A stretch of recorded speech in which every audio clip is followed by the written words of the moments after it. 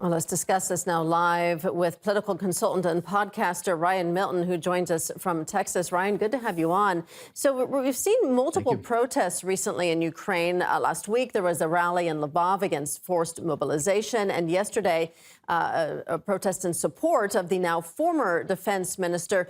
The response from authorities to the gatherings, though, has been quite different, with little reaction to what's going on now, in contrast to the crackdown we saw last week. Why do you think we're seeing such different approaches? Well, I would say, first of all, that anybody who is looking at this and saying, okay, there's going to be a revolution or a civil war or a coup or something like this in Ukraine should be wary, because you don't want to unleash total chaos. One thing that's interesting in this respect is that U.S. neocon, former ambassador to Russia, Michael McFaul, he had been urging for Fedorov to stay in power. So what I'm thinking is that you have a mixture of people that are legitimately upset that the administration, the government, is just gone off the rails. On the other hand, you have a lot of EU-backed so-called anti-corruption bodies that are involved in these demonstrations. So I would say that you have almost an internecine fight between all of the different parties, since Ukraine really isn't a nation at this point.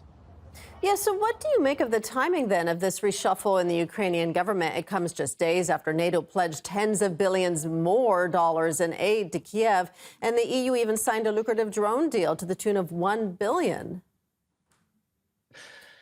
So definitely, as I was mentioning, anti-corruption. So you have obviously defense contracts and that kind of corruption. Apparently, they were saying that something like $70 million were sent to the electronic wallets of Fedorov. What I can say is, first of all, let's remember that the drone strikes and the terrorism that that represents, this is not changing anything on the battlefield. This is for media in the West. This is one way that you don't have to talk about the cities like Konstantinovka and the growing military presence of the Russian armed forces all along the line.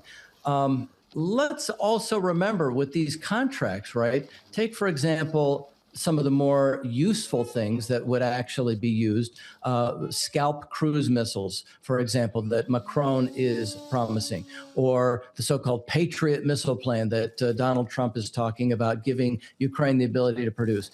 I mean, this is all not in the real world.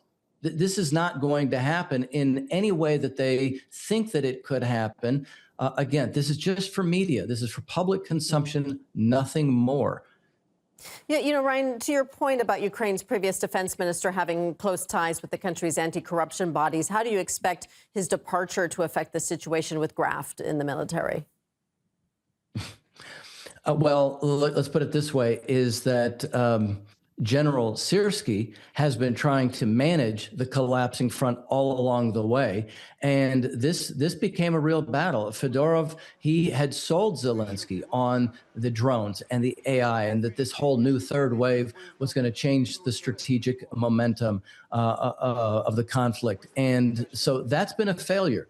Let's not forget also that the FSB recently thwarted the Ukrainian intelligence operations in Bryansk and other places where they intended to hit with drones from within Russia. See, that's the thing. Russia is the military, the intelligence community, they're sniffing this stuff out. In the meantime, they're disabling Ukraine's ability to actually wage real warfare. So what you have is the corruption is par for the course. This is Europe. This is European politics. Think about all of Europe right now. Think about what's going on in the UK. If you want to be a part of Europe, then this is what you're going to have to put up with, corruption like this. All right, we're going to leave it there. That's political consultant and podcaster Ryan Milton. Ryan, thank you. Thank you.